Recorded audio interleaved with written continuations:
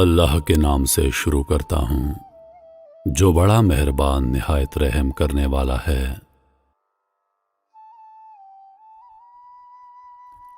ایک دفعہ 3 ڈاکو رات کو ڈاکہ ڈالنے کے لیے ایک گھر میں گئے۔ جب وہ اس گھر کے کمرے میں داخل ہوئے تو 3 خوبصورت اور حسین و جمیل لڑکیاں سو رہی تھیں۔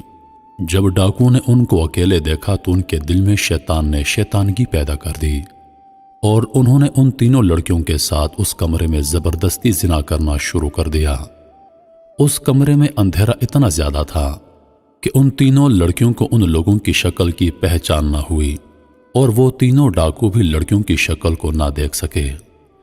تینوں بہنوں سے زبردستی زنا کر کے وہ ڈاکو وہاں سے چلے گئے۔ چند دنوں بعد وہ تینوں ڈاکو ایک گلی میں سے گزر رہے تھے جس گلی میں مسجد تھی۔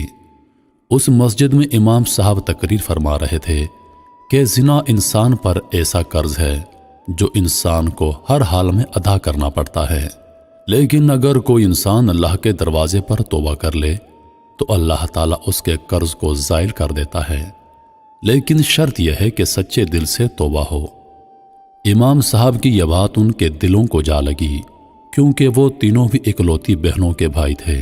ان تینوں نے کہا اگر ہماری بہنوں کو کسی نامحرم نے ہاتھ لگایا تو ہم اس کی جان نکال دیں گے۔ تو دوسرے نے کہا جو قرض ہم پر ہے وہ ہمیں ہر حالت میں اتارنا پڑے گا۔ تیسرے نے کہا گناہ تو ہم نے کیا ہے اور سزا تو ہماری معصوم بہنوں کو بھگتنی پڑے گی۔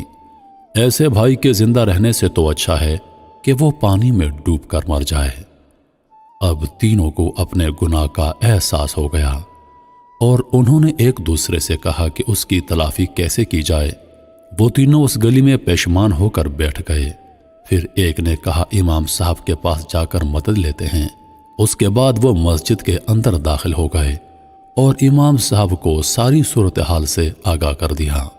امام صاحب نے کہا میرا رب بڑا غفور الرحیم ہے، اگر وہ معاف کرنے پہ آئے تو 100 قتل کرنے والوں کو بھی معاف کر دیتا ہے، لیکن اگر پکڑنے لگے تو ایک ریشم کے دھاگے جتنے گناہ سے پکڑ لیتا ہے، لیکن اگر تم سچے دل سے اس کے دروازے پر توبہ کرتے ہو تو وہ غفور الرحیم ہے، تمہیں ضرور معاف کر دے گا۔ لیکن میرا رب تم لوگوں کو اس وقت تک معاف نہیں کرے گا جب تک وہ 3 لڑکیاں تمہیں معاف نہیں کریں گی۔ وہ لڑکیوں کی طرف چل پڑے۔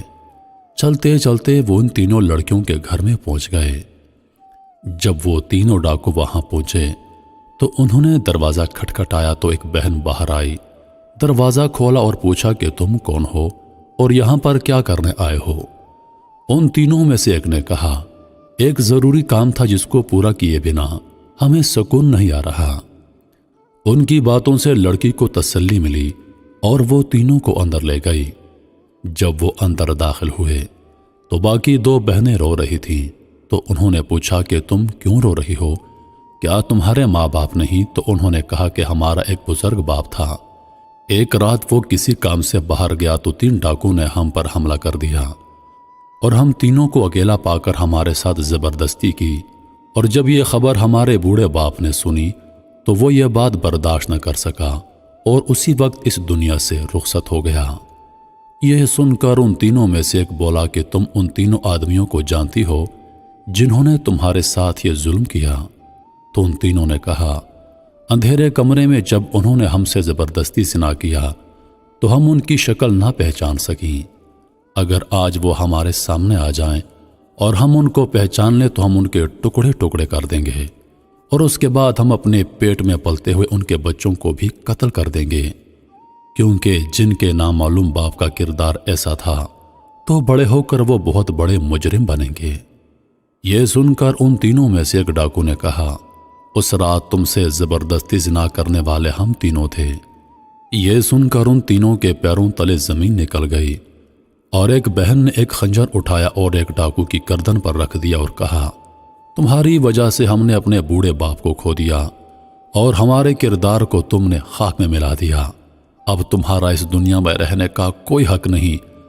دوسرے نے کہا واقعی ہم سے بہت بڑا گناہ ہوا ہے، لیکن ہم اس کی تلافی کرنے کے لیے تمہارے پاس آئے ہیں۔ اگر ہم اپنے گناہ کی توبہ نہ کرتے تو ہم دوبارہ اس گھر میں کیوں آتے اور اپنے گناہ کے بارے میں بھلا تم کو کیوں بتاتے؟ یہ سن کر اس نے کہا تم اپنی غلطی کی اصلاح کیسے کر سکتے ہو؟ تو انہوں نے کہا ہم تم تینوں بہنوں سے شادی کریں گے اور اس طرح ہم اپنے بچوں کو ایک باپ کا نام دیں گے۔ پھر وہ لڑکیاں بھی ان کی اس بات پر رضامند ہو گئیں اور ان سے شادی کرنے کے لیے تیار ہو گئیں۔ لیکن تھوڑی دیر کے بعد ان ڈاکوؤں میں سے ایک ڈاکو نے کہا ہم نہیں جانتے کہ ہم میں سے کس ڈاکو کا کس لڑکی کے پیٹ میں بچہ پل رہا ہے۔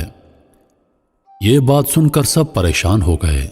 تھوڑی دیر سوچنے کے بعد انہوں نے کہا ہم امام مسجد کے پاس چلتے ہیں اور انہی سے مسئلے کا حل نکالتے ہیں۔ پھر ایک نے کہا کہ ہم امام صاحب کو یہاں بلا لیتے ہیں۔ ان دونوں نے اس کی بات پر اتفاق کر لیا۔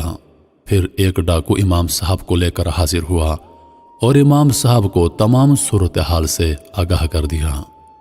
تھوڑی دیر سوچنے کے بعد امام مسجد نے ان تینوں ڈاکوؤں کو ایک لائن میں کھڑا کر دیا اور پھر ایک لڑکی کو کہا کہ تم ان تینوں کے سینے سے ناک لگا کر خوشبو سونگھو، کیونکہ جب تک ان تینوں کے قریب جاؤ گی تو تمہیں ایک عجیب و غریب خوشبو محسوس ہوگی، کیونکہ ہر مسلمان چاہے جتنا ہی کیوں نہ گناہگار ہو اور اگر اس نے نبی کا کلمہ پڑھ لیا ہو تو اس کے جسم سے ایک عجیب و غریب خوشبو نکلتی ہے اور وہ خوشبو ہر میں مختلف ہوتی ہے، اور جب تم ان تینوں میں سے خوشبو سونگھو گی تمہیں محسوس ہوگا کہ اس دن کون سا ڈاکو تمہارے قریب آیا تھا۔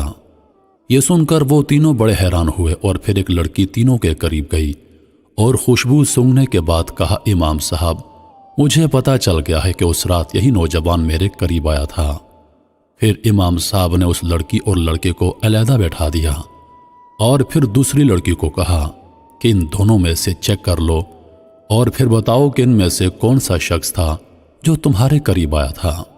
پھر اس لڑکی نے خوشبو سونگھی تو کہا امام صاحب یہ دوسرا آدمی ہے جس سے خوشبو آ رہی ہے، جو اس رات زبردستی کرتے وقت اس کے جسم سے آتی تھی۔ امام صاحب نے اس کو بھی علیحدہ بٹھا دیا اور پھر تیسری لڑکی کو کہا کہ یہ آخری نوجوان تمہارا گنہگار ہے۔ امام صاحب کی عقل مندی دیکھ کر وہ بڑے متاثر ہوئے۔ پھر امام مسجد نے ان تینوں کا نکاح پڑھا دیا اور تینوں اپنی غلطی کی تلافی کر کے ہنسی خوشی زندگی گزارنے لگے۔ اور جب 1 سال بعد تینوں کے بچے پیدا ہو گئے تو ان کی شکلیں اپنے اپنے باپ پر تھیں۔ محترم ناظرین، مایوسی کفر ہے۔ اللہ پاک نے ہر مسئلے کا حل رکھا ہے اور وہ ہے توبہ۔ انسان جتنا بڑا گنہگار، جتنا بڑا خطا کار ہو، اگر وہ اللہ کے سامنے سچے دل کے ساتھ توبہ کر لے تو اللہ پاک اس کی توبہ کو ضرور قبول فرماتا ہے۔ کہتے ہیں کہ جو گناہ کر کے ڈٹ جائے وہ شیطان، اور جو گناہ کر کے توبہ کر لے وہ ہے انسان۔ انسان کو کبھی بھی اللہ کی رحمت سے مایوس نہیں ہونا چاہیے۔ جتنا بڑے سے بڑا گناہ انسان سے سرزد ہو گیا ہو اس کی تلافی ممکن ہے، اور وہ ہے توبہ۔ لیکن توبہ زبانی کلامی نہ ہو، بلکہ توبہ دل سے کی جائے تاکہ وہ اللہ کی بارگاہ میں قبول ہو اور اللہ پاک انسان کو معاف فرما دے۔